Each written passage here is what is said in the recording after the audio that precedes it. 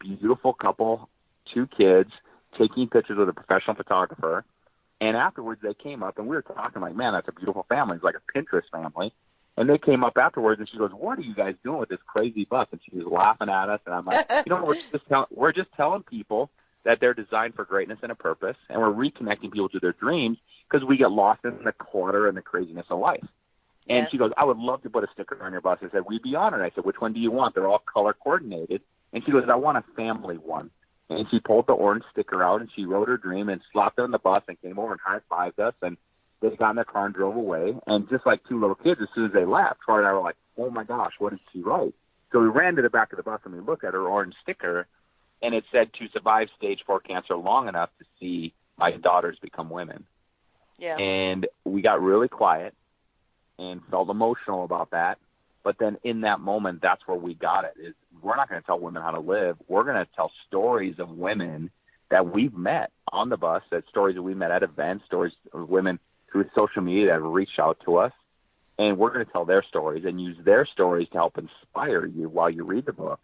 And then we'll put the lessons at the end. So the stories are there to open your heart. That's where change happens. It doesn't happen in your head. It happens in your heart. Yes. So we want to inspire people in spirit. You read the story, you feel inspired and connected to the woman, the story you're reading.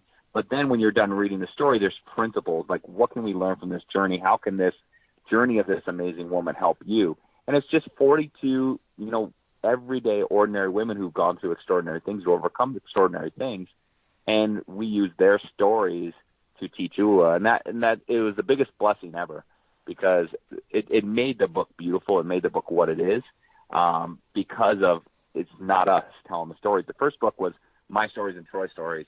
The second book, OOLA for Women, is women's stories, and it's just such an incredible book.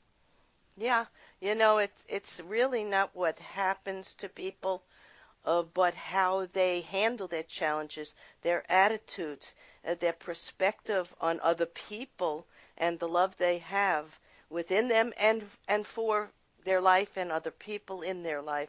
So these stories are very inspiring, and I picked that one right away because she was beautiful because she had a spirit that was stronger than the problems she was dealing with, and she was just going to do the best that she could to survive as long as she could, because I believe we have a time to come and a time to go. I believe, the energy of our soul, our energy body, exists beyond this time and place, and so I don't have as much fear about the death and dying process. Yeah. And I've also done hospice for many years and helped people so they don't have to be so afraid. But it is our obligation while we are here to live a physical life of growth and learning and serving and being trusting of the whole evolution of humanity and ourselves, and into the process of not only the here and now,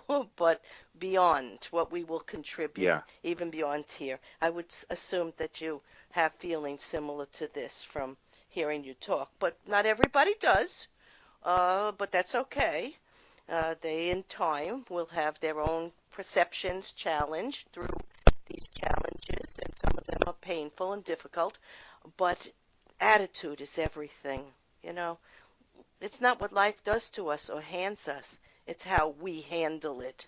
And I think your book and your whole philosophy gives you the tools to do exactly that. So to live an OOLA life, it's paramount to identify toxic traits that hold us back from finding balance and growth.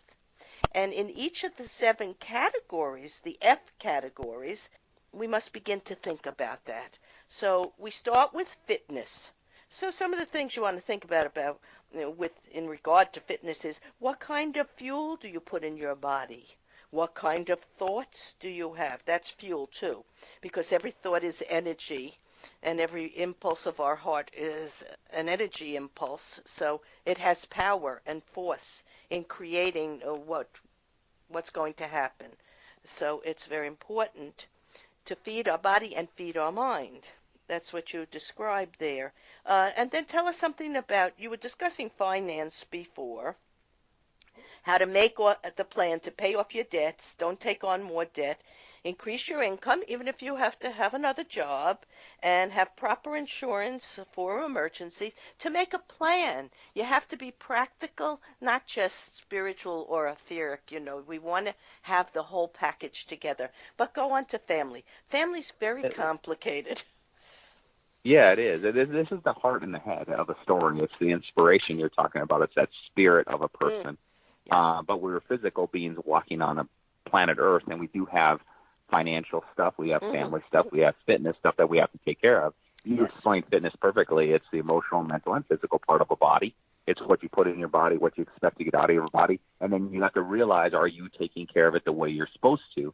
Underlying the first thing in OOLA that you have to understand is you have to be you. Like, this is your design for greatness and a purpose. This is your life to design the way you want it to, and it's basically, like you said, it's choices you make. There's circumstances that happen, but it's the choices you make towards those circumstances.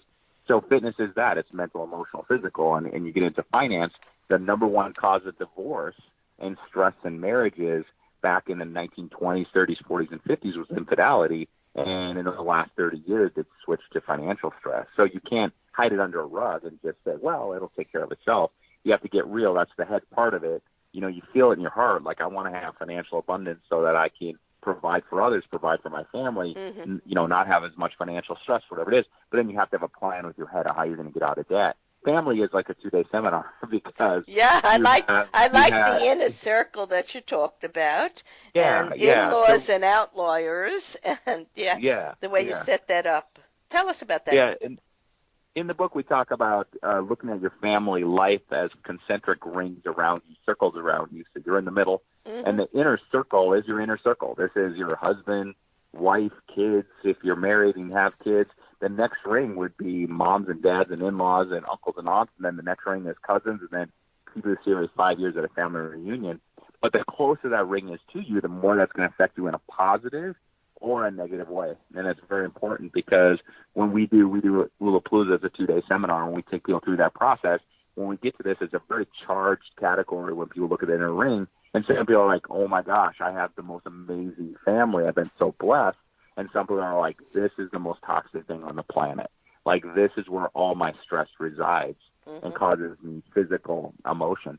So what we do is we say, look at those close relationships, the inner circles, look at those close relationships, identify them as being healthy or toxic, and then you also have to look at yourself and identify, are you the toxic one in the relationship? Are you the toxic one in the marriage, or with your kids, or with your mother and father, or with your siblings? But you have to look at the whole picture from the outside looking in, and then that's emotional, and then you have to start putting a plan together. If you have a toxic, let's say, father or father-in-law or brother or sister, whatever it is, how can you start to build boundaries around that relationship where Hmm. you protect yourself from it? And we go through that in detail in the book called the Hazmat Suit, protecting yourself from toxic family relationships. But then also, like, if you have those great family relationships, how can you continue to serve those, and how can they serve you?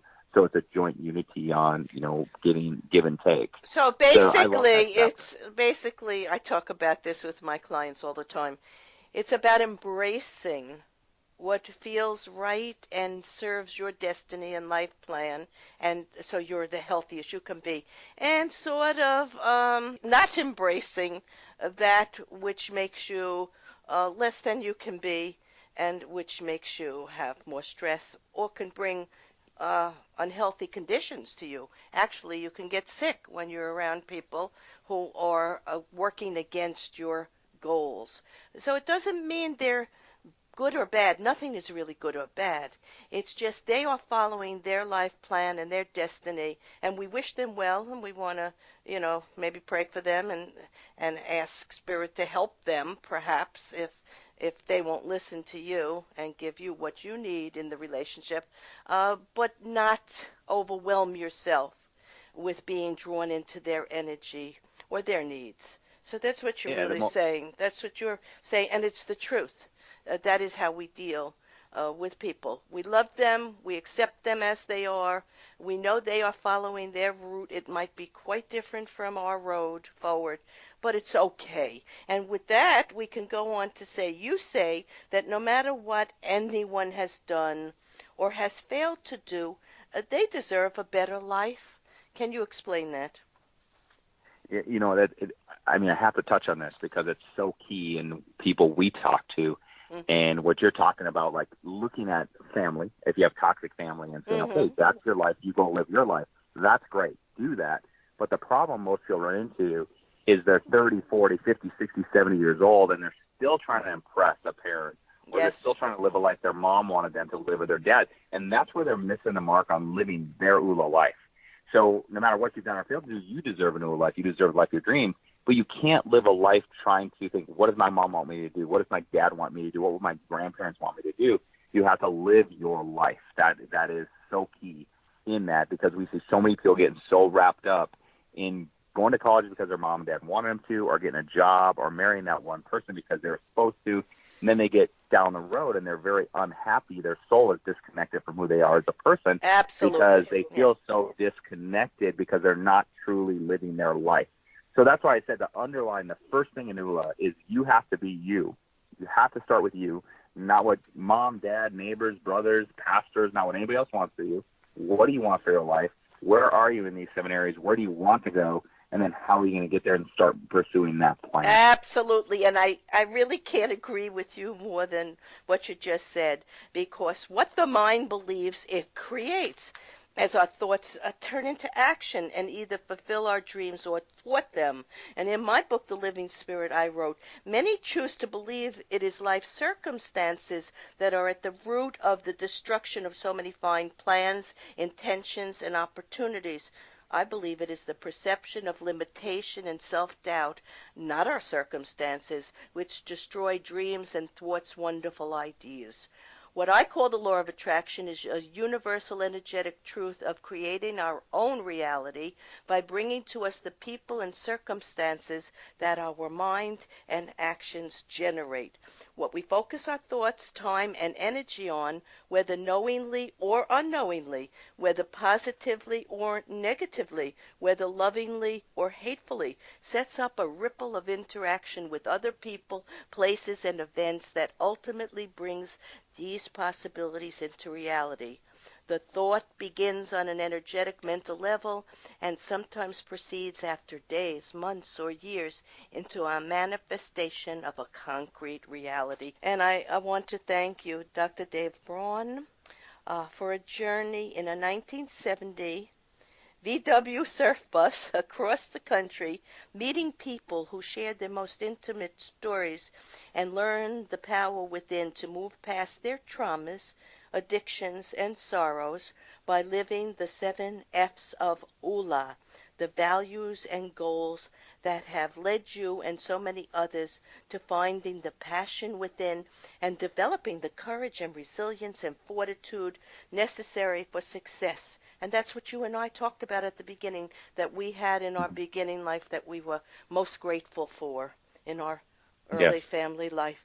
To find more about this spiritual path and plan, go to OOLA, OOLA life.com.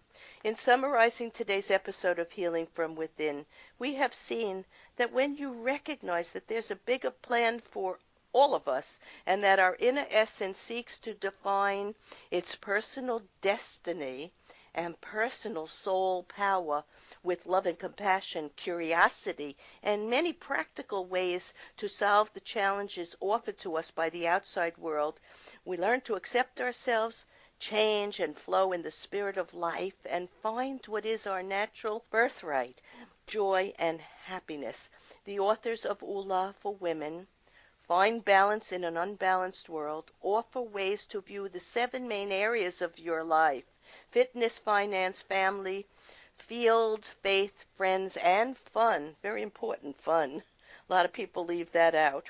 And with perhaps a new perspective, create in small increments a way past any trauma, challenge, or limitation to change themselves and their thinking, thereby creating new possibilities for joy and success. Dave and I would have you begin to look at your life and to develop a new sense of self-awareness through a self-investigative process, always loving yourself for all the quirks and inconsistencies of yourself, others, and life, and then begin to move past the duality in thinking of things being right or wrong, good or bad,